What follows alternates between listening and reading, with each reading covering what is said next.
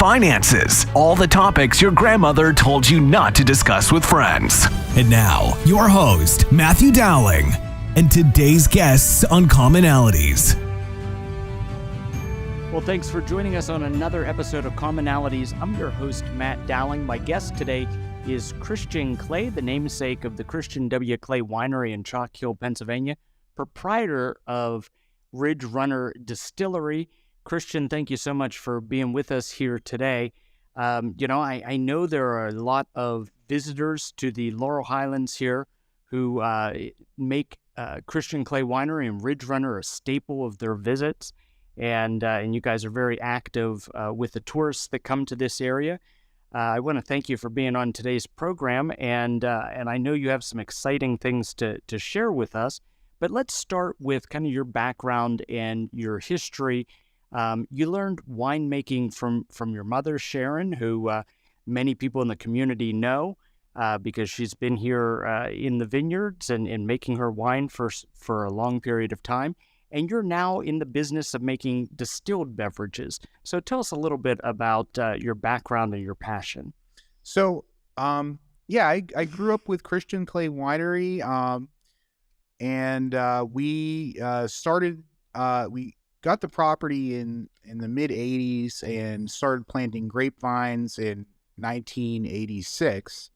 And the winery, I believe, opened in 1997. So really, I have been involved with that, my entire life. And I like to say, while I really appreciate wine, what I really love is whiskey. So I grew up with the winery. I grew up putting booze in a bottle. So I had a little bit of a background in that. But, around 2012, I went down to Kentucky for a little bit, and I just started tasting bourbons, and I really just fell in love with bourbon whiskey. And so I started thinking, it's like, well, gee, if mom and dad can make their own wine, maybe I can make my own whiskey. So I started going to distilleries. I started going to conventions. I took a couple of courses on distilling, and I thought it might be something that would be a fun hobby, but it really just sort of blossomed from there into something that I decided to do as business. It works, complements the winery very well. We're right across the street. I'm still really involved in wine and winemaking and the vineyard. But I really, felt like I could indulge my passion for making good distilled products as well. So that's the short story of how the distillery got started. Now, for those that don't know where you're located, you're on Fayette Springs Road, like you said, just across from the winery. And Fayette Springs is just a short turn off of Route 40, the national road, which comes right up over the beautiful Summit Mountains. Here in the Laurel Highlands. Now, you were talking a little bit about your business, and your business, which, maybe started out as a hobby, continues to expand. And, you expanded to a full-time business where you were making product.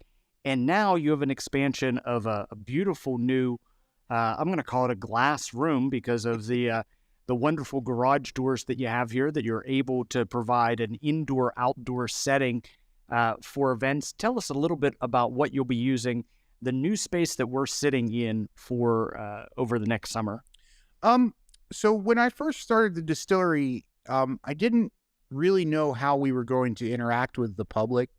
My first thought was going to be, it was, going to be more like a factory kind of setting where, we would have a few people stop in and, try a few things. So our tasting room at the distillery was very small, and we didn't have any sort of seating, indoor seating.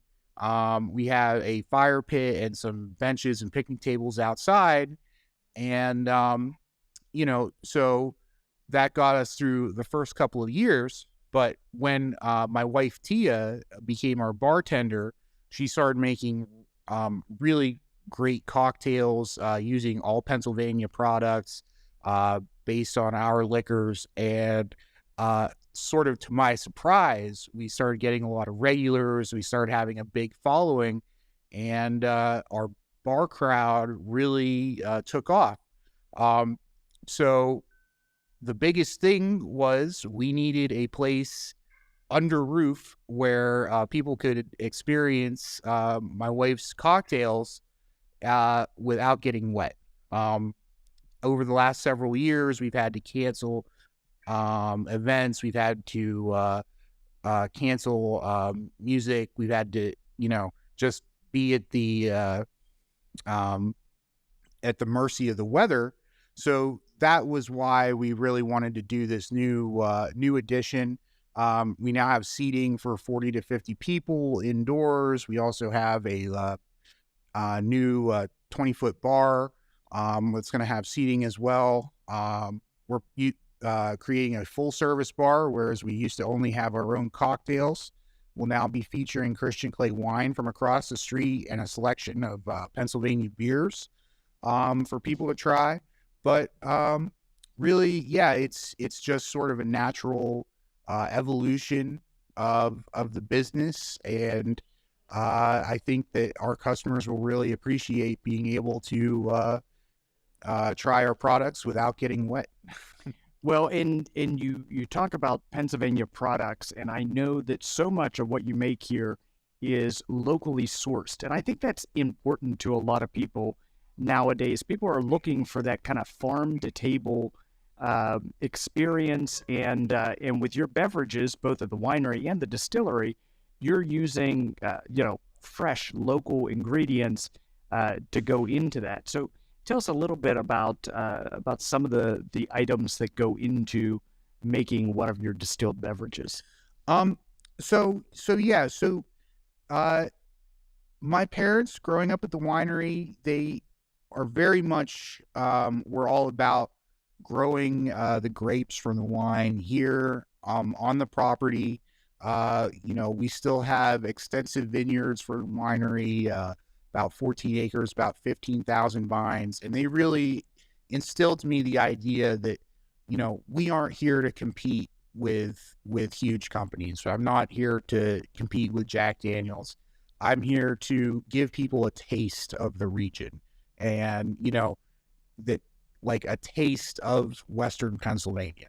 So that's very important to us to source. We source all of our ingredients within the state. And we try to get our stuff as close to home as possible. So we've worked with farms in Washington County. We've worked with farms out near Gettysburg. And hopefully we are going to start growing some of our own grain on the property here soon.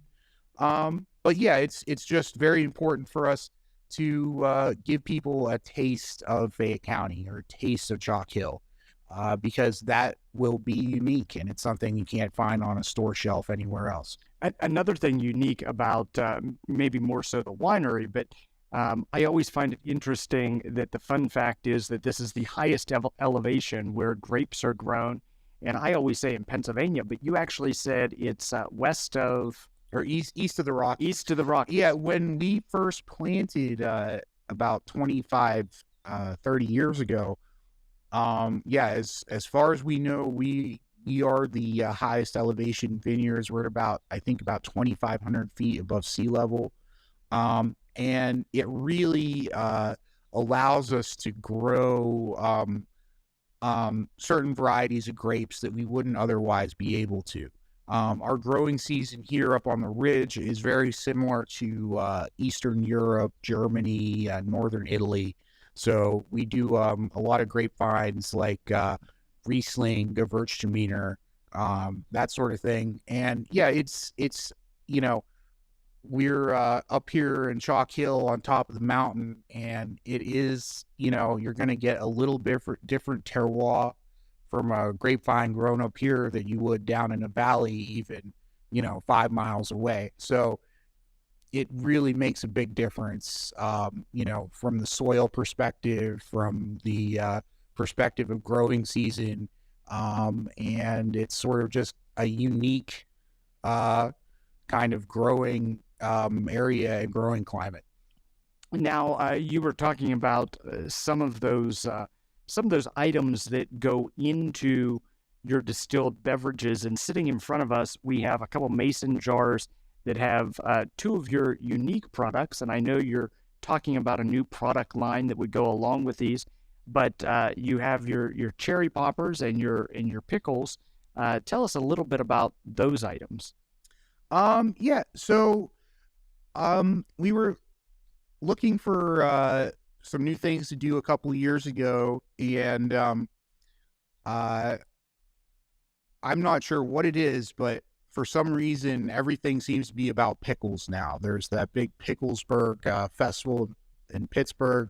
The local pizza place started doing pickle pizza, and I am a huge fan of dill pickles. So we got this crazy idea of, what if we were to take some dill pickles, pour out some of the brine, and pour in some white whiskey, or what we call moonshine, and let them soak and see what happened. And it's really become one of our best-selling products.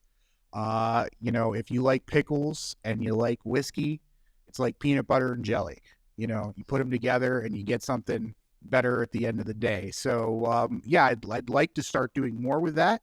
The other product that we have currently is maraschino cherries. We pour out some of the syrup, we pour in some moonshine, let it soak, and I'd love to do more stuff like that. Onions, cucumbers.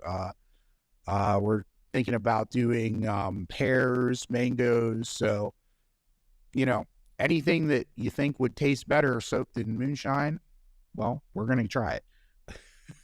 Well, in as you have a growing business, I think sustainability becomes part of the conversation that you have to have. Not just how do you sustain and make a profit from your business, but how do we sustain the environment? And you guys are doing some exciting things up here. I know you're part of the Fayette County recycling program, and you recycle a lot of what you use, as well as the community can bring things to the big green, I guess it's not a dumpster, but the big green storage facility that's here on your property, where the recycling people come and take that. But you're also dipping your toes into the solar aspect of things. So why don't you update us about your solar project that's going on? So yeah, I don't have to tell you that, running a small farm is tough, and doing that sustainably is even tougher. And since, we really are about, growing our own things, taking them right out of the ground, what goes into the ground is very important to us. So having clean air, clean water, it's not just, something that we like to promote. It's actually very important to our products that we make sure that the environment that they grow in is a good environment. So to that end, we're really, trying here to create a sustainable environment. We are part of the recycling program, and it isn't, just to help the environment, but it also makes it more convenient for us. We go through tons of recyclable materials, and it just didn't feel right throwing it all in the dumpster. So it really works out for both ways. It helps the environment, and it also helps us find a good way to get rid of our recyclable materials, and it helps the community the same way. The solar power is another big thing. We have, heating and cooling. We have, I think we have 13 freestanding structures here between the winery and the distillery. And, solar power has just really helped. It's helped electrify some of our barns that would be impossible to power otherwise. And it's going to help create, more sustainable HVAC for the winery itself and the large areas that we need to heat and cool for production. and that sort of thing. So we're in the middle of doing a 50 kilowatt solar installation, which I'm hoping will cut our power usage by about 2/3. And the other thing is we're actively trying to electrify a lot of the smaller vehicles that we use around here. So, instead of buying like a gas, powered lawnmower, gas powered side by side, we're trying to use electric golf carts for some of our stuff. We can just basically plug them into the solar array and charge them up from the sun and not have to worry about buying gas. And, so everything we're doing it really, it helps the environment, but it also helps us as a business. And so it just kind of makes sense for us as a small farm, as a small business. Like, it just all works together, and I'm excited to, do even more for sustainability in the future. Well, let's get our quick break here in on commonalities. When we come back, I want to talk about your grand opening celebration that's coming up, but we'll be right back in just a moment. You're listening to Commonalities, where guests find common ground through uncommon conversations. We'll be back after this brief break to recognize our sponsors. I'm Melinda Delarose. As an assistant district attorney, I've protected Fayette County families and fought to uphold our constitutional rights. As a prosecutor and trusted local attorney, I've provided victims of crime with a strong voice and put criminals behind bars. My pledge to you as judge is to follow the law, always maintain the highest ethical standards, and to run a courtroom that's respectful of your time and tax dollars. I'm Melinda Delarose, asking for your vote for judge. Paid for by friends of Melinda Delarose. Nestled in the heart of the Laurel Highlands, the Christian W. Klay Winery and Ridge Runner Distillery offer handcrafted wines and spirits using locally sourced grapes and ingredients. Stop by our Chalkhill, Pennsylvania tasting rooms, located just across the street from each other, or pick up a bottle at our wine cellar on Route 40, the National Road. Join Ridge Runner Distillery on Friday, May 5th at 3 p.m. to kick off their grand opening weekend with free charcuterie. May 6th, join us for s'mores by our fire, and May 7th, enjoy our Bloody Mary bar and live music by Hollow Point from 2 to 5 p.m. For more information about the Christian W. Klay Winery, call 724-439-3424. And for Ridge Runner Distillery, call 724-434-6659. Christian Klay Winery and Ridge Runner Distillery, the Laurel Highlands' premier purveyors of locally made wine and spirits. When it comes to buying a home, what you see isn't exactly what you get. That's why home buyers should call Dave Dowling at Grandview Inspections at 724-208-4108. You'll see colorful flowers, freshly painted walls, granite countertops, gleaming hardwood floors, and other touches. What you can't see is the cracks, ancient plumbing, dangerous wiring, or broken appliances that might be revealed when you hire a home inspector. And when it comes to home inspectors, knowing yours has the qualifications and experience needed should be your number one concern. Dave Dowling with Grandview Inspections is an architectural engineer with over 30 years of commercial construction experience and hundreds of inspections under his belt. A home inspection is an opportunity for you to hire an expert to walk through the home and prepare a report outlining the home's major components, what needs immediate attention, and what will require maintenance after you move in. Your home is one of your biggest investments, so make sure your investment is everything you hoped it to be.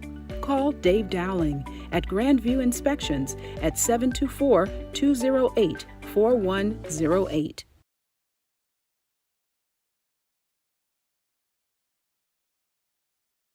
Is your business using analog strategies in a digital marketing world? If so, then contact Matthew or Rebecca Dowling at Coordinated 360 for a professional consultation. where we bring in-depth knowledge and functional expertise with a holistic perspective. Coordinated 360 provides digital marketing, paid ad and media buying services, web design, social media management, video production, and more for businesses, organizations, and political campaigns. With decades of experience, Matt and Becky at Coordinated 360 can help you craft your unique message and share it with the world. For a no-risk media evaluation and recommendations, call 724-320-2212 or visit us online at www.coordinated360.com. Find us also on Facebook, Instagram, and Twitter, or email info@coordinated360.com. Are you enjoying the program you're listening to? Support Commonalities and help keep us on the air by making a donation of $5, $10, or $25, or any amount you feel comfortable sharing online at donate.commonalities.online. Again, that is donate.commonalities.online on the World Wide Web. Buy our host a cup of coffee or help pay for airtime at donate.commonalities.online. Thanks for staying with us on Commonalities. I'm your host, Matt Dowling. My guest today is Christian Klay of Ridge Runner Distillery and the Christian Klay Winery. Christian, before we went to the break, I said that we wanted to talk about your grand opening celebration that's happening May 5th, 6th, and 7th. So why don't you give us a rundown of some of the things that people can expect if they come up here to Ridge Runner or to the winery that weekend? Sure. Yeah. So we're really excited to open up our new pavilion area. It features some really great views of the vineyards and the winery across the street. Friday, we're going to kick off with a ribbon cutting ceremony where we're going to have free charcuterie, and we're also going to have a fire in our fire pit out front and do s'mores. Then throughout the weekend, we're going to have introduce our new our food truck that we've been restoring. So we're going to have some interesting new things for people to try here, including bread bowls and dip and pressed paninis. We're going to have a Jeff DeCenzo and his cigar trailer come up because you can't, it's tough to enjoy whiskey without a good cigar. So, and in the future, we are hoping to expand our humidor in the new edition and have a much larger selection of cigars. We're also going to be opening the bar up as a full-service bar. So we're going to have our in-house cocktails made by my wonderful wife, Tia. And we're also going to feature wine from the winery across the street. And we're going to have a selection of local PA beers for people to try as well. Now, on that Sunday, I think Tia may be a little peeved at us if we don't mention her Bloody Mary bar, because that's something that she takes great pride in. And that's something you've done here before, correct? Yeah. Before COVID, we did a Bloody Mary bar on Sundays, and so we're bringing that back for this year. We're also going to have feature music every Sunday afternoon, starting the first weekend in May. We're going to have Hollow Point come out, and they're a great band with a good following and some really good country music. And we'll be running the Bloody Mary bar around the same time. So, yeah, it should be a lot of fun. Every Saturday, Sunday, the winery will have music on Saturday afternoons, and we'll have music on Sundays. And we're trying to give some people something to do up here on the mountain on the weekends. Sure. And you mentioned COVID, and I don't think if we wanted to, we could forget that COVID period that we've been through in the last couple of years. COVID actually had you distilling something that wasn't a beverage for a period of time. I know you guys were making hand sanitizer to help out through that COVID period. So tell us a little bit about that. Yeah. So, I mean, it was definitely a crazy time. and we got the idea for making hand sanitizer from a distillery out in Washington State, where I believe the outbreak started there a little bit earlier before it came east.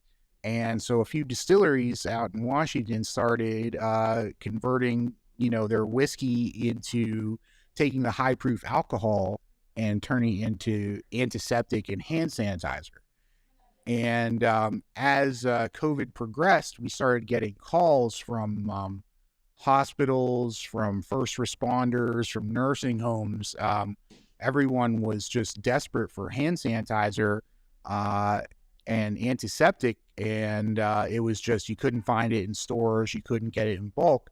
So yeah, we just converted for the better part of a year. Most of our production went into producing high proof alcohol for hand sanitizer. We gave most of it out to initially to first responders and nursing homes, and actually a few hospitals in the area that were looking for it. And it was a very strange time, but it felt like we could really do something unique that helped the community and fought the virus. And it was it was something that I felt really strongly about doing, and I hope we made a little bit of a difference. Sure. And making a difference in your community, I know, is something that you guys have tried to do as a family, the Klay family, for a long time. I know that the winery has a number of events that supports our local pet shelters and things of that nature. So I know there's a community-minded aspect to a lot of what you guys do. I wanted to get back to talking about the new space, and primarily the after-hours private functions that you're now able to have in this new space. And my wife, Rebecca, absolutely loves those because she loves to play with balloons and decorate, and I know she's helping you out with some of those things. But you now have this room that's available for showers and birthday parties, even corporate events if you would want to have them. And I think that's such a good complement to the historic barn that's across the street, where you could have large events like weddings or things of that nature. And as we're looking out over the veranda here, and we can see the barn, I was wondering if, do you know some history of that building, or at least the age of that facility? Yeah. So the original barn was built in the 1880s, I believe. So the winery property was owned by a former U.S. Senator, William Crowe, and they actually had a house over there, the Crowe Mansion, and it burned down, I believe, in the mid-30s. And he had a working farm here, so this farm has had everything from dairy to pigs to grain and that sort of thing. So this has been a working farm for at least 150 years. The barn that the winery uses for its events is a restored 1880s bank barn that we renovated in the late 80s, and we fixed up the foundation. The property had actually laid fallow for about 40 years. We had gotten here, and my parents were actually given an award by the Isaac Walton League for restoring the property to its current state after so many years of laying fallow. But it's really a beautiful and historic building and area, and they can accommodate larger groups over there, 200, 250 people for weddings and big events. And then over here, I wanted something that was a little smaller, a little more intimate, for smaller parties. We can seat about 40 to 50 people indoors now. some more if it's a nice day and they can go out on the patio where we're going to have our outdoor fire pit as well. But yeah, we're trying to just add more venues to the property and offer different kinds of events for anybody who's looking for something small to large. We can accommodate it. I want to talk a little bit about kind of the perception of the products that you guys sell. And, if you're not a wine aficionado, you may think, well, you have to be a certain type of person to enjoy and understand wines. And likewise, over at the distillery, some of your products are called moonshine. So people may get the idea that maybe that's a lowbrow product, but you have customers that come in really from not just the local area, but from around the world that enjoy both the wine and the spirits. What's the most interesting person that has come across the property here that you've gotten a chance to talk to? Well, so we have had people from all over the world. We have a little map inside the distillery where we ask people to put pins in where they're from. And I really made a mistake by making it only of the United States.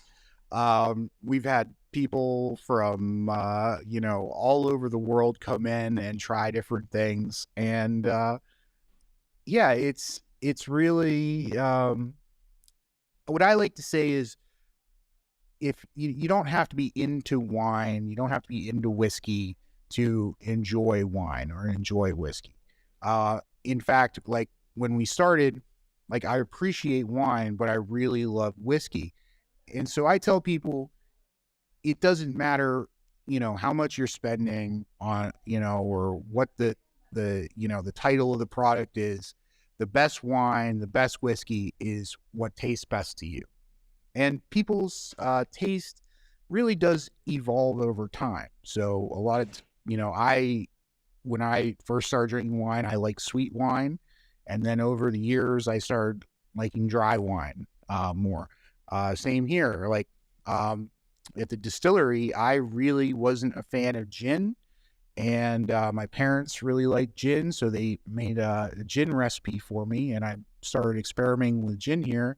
And now, I like to say that I appreciate gin, more than I did when I started this business. And it's just, you really got to give new things a try, and it doesn't really matter how much it costs or what, part of the shelf it's on. Try, you're going to find a bunch of stuff you don't like, but you might find something you do. So yeah, it's whatever tastes good to you is the best product for you.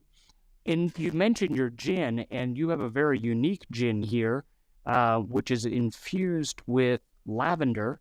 And so tell us a little bit about your lavender gin. So the winery makes a lavender wine, and it was when it first came out, it was really one of the only lavender infused wines on the East Coast. And it really has sort of a unique flavor profile. And I kept thinking when we were experimenting with gin that, it would really add to the botanical flavor. So we experimented with that. And then just within the last 6 months, we came out with our lavender gin, and, it really kind of got me into gin. I can appreciate a good gin, but this was the first one that I ever really would say that I really, really liked. And, lavender, it can be overpowering in certain aspects, but if you keep it subtle, it really adds just a little hint of something special to a gin or even a wine. And I was kind of inspired by my parents and experimented with it, and I hope to experiment with it in other products in the future. Now, you've been talking about those infused products, and I know from talking to your mom recently that she has some hopes of building a greenhouse where you can grow some additional herbs, and you'll be using some of those herbs here at the distillery. She'll be using some at the winery. What are some hopes of yours for future products that you'll be able to make with those fresh herbs that you'll grow in the greenhouse? So yeah, the greenhouse. My dad recently retired. He was a cardiac surgeon for almost 50 years, and all through that time, he maintained his green thumb. He was probably the only surgical resident in Manhattan growing potatoes in their 20th story window box in Manhattan. But yeah, now that he's retired, he really wanted to get back into growing things, and it works out well because we're hoping to start our own line of bitters and botanicals for our products here. Again, it just goes into our want to do as much as we can as close to home as possible. So we're hoping to start growing our own juniper, growing botanicals for the gin itself and for other products. We already grow the lavender that we use in the wine and the gin there, and it should create some interesting things, and we hope to turn that into a whole new product line of Fayette County native botanicals and stuff for products that we make in the future. And I think people nowadays are so interested in products that are kind of indigenous to their area. And I had the pleasure of serving in the State House and representing Somerset County, which is known for maple syrup. But I know you guys like to show off the products that you make here, not just, in the tasting room, but you like to take people out in the vineyards and on hay rides to show them the facility. And I just happened to be here yesterday when you had a tour group that came in with students that were actually taking a 300 level collegiate class that involved wine tasting and tasting some distilled spirits. So why don't you tell us about some of the tour opportunities that you have here on property to show people, where these locally sourced, locally made items are actually from. And I know you love to educate, so educate us a little bit about what we can come up here and see. Yeah, I really wish they had offered that class when I was in school. I'm sure there's no problem filling up.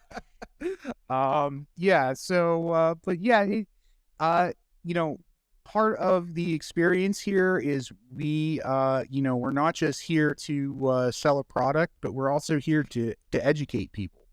The winery, my mom has always kind of marketed it as the total wine experience. And that's really what we're going for here at the distillery and the winery. You can go to any state store and buy a bottle off the shelf, but you're never going to see who made it. You're never going to see the ground that it came out of. You're not going to see the still or the facility that it was made in. And here you can. So we offer tours, the winery and the distillery, or if you got nothing to do that day, the winery and the distillery, and you can see the entire process.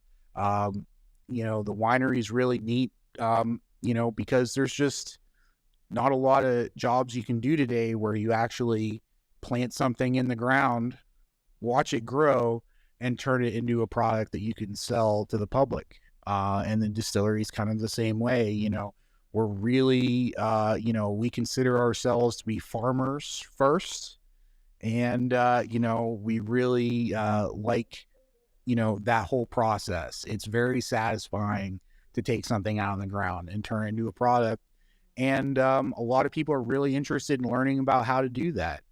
We get a lot of people with office jobs who come out and volunteer to pick grapevines for a day because, it's just a nice way to get out of the office and experience nature and experience, we've handpicked our grapevines the same way that people did 1,000 years ago.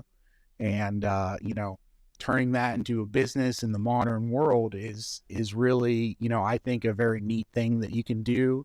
And, it's very educational for people who aren't involved in that, who, aren't involved in agriculture, to come out here and experience that. It's just a neat experience for everybody. And you can learn a thing or two along the way as well. Well, we have to get our final break in today on commonalities. We'll be right back. And when we come back, we'll only have a minute or two to highlight again your grand opening weekend, as well as how people can get in touch with you to book tours and so forth. But we'll be right back after this brief break on commonalities. You're listening to Commonalities, where guests find common ground through uncommon conversations. We'll be back after this brief break to recognize our sponsors. I'm Melinda Delarose. As an assistant district attorney, I've protected Fayette County families and fought to uphold our constitutional rights. As a prosecutor and trusted local attorney, I've provided victims of crime with a strong voice and put criminals behind bars. My pledge to you as judge is to follow the law, always maintain the highest ethical standards, and to run a courtroom that's respectful of your time and tax dollars. I'm Melinda Delarose, asking for your vote for judge. Paid for by friends of Melinda Delarose. Nestled in the heart of the Laurel Highlands, the Christian W. Klay Winery and Ridge Runner Distillery offer handcrafted wines and spirits using locally sourced grapes and ingredients. Stop by our Chalkhill, Pennsylvania tasting rooms, located just across the street from each other, or pick up a bottle at our wine cellar on Route 40, the National Road. Join Ridge Runner Distillery on Friday, May 5th at 3 p.m. to kick off their grand opening weekend with free charcuterie. May 6th, join us for s'mores by our fire, and May 7th, enjoy our Bloody Mary bar and live music by Hollow Point from 2 to 5 p.m. For more information about the Christian W. Klay Winery, call 724-439-3424. And for Ridge Runner Distillery, call 724-434-6659. Christian Klay Winery and Ridge Runner Distillery, the Laurel Highlands' premier purveyors of locally made wine and spirits. Thanks for staying with us here on Commonalities. I'm your host, Matt Dowling. And my guest today is Christian Klay of Ridge Runner Distillery. And Christian, we just have a moment or two before we have to break. I know that you guys have accounts on social media, Facebook, Instagram, I think even TikTok. So people can stay in touch with you via those. Your grand opening weekend is coming up May 5th, 6th, and 7th. You'll have food for purchase, cigars for purchase. People can do tasting of your distilled products and make their way across the street and try some of the wines as well. If someone wants to do a private tour, or if they want to bring a group up, how can they get in touch with you to book something like that? We do all kinds of private events here. We do, the winery has the barn available for weddings and larger events, in which case, if you want to email or call the winery at 724-439-3424 and ask for Scott, who books the events over there. And then now in our new pavilion over here at the distillery, we are going to be doing smaller events, probably with a limit of about 40 to 50 people. We can get a hold of us over here through email at ridgerunner.distillery@gmail.com, or give us a call at 724-984-4458. And we have a lot of fun stuff. Rebecca, your wife, has already done several events over here with her famous balloon arches. And we can accommodate pretty much anything from birthday parties, bachelorette parties, even smaller weddings and whatever people are looking for.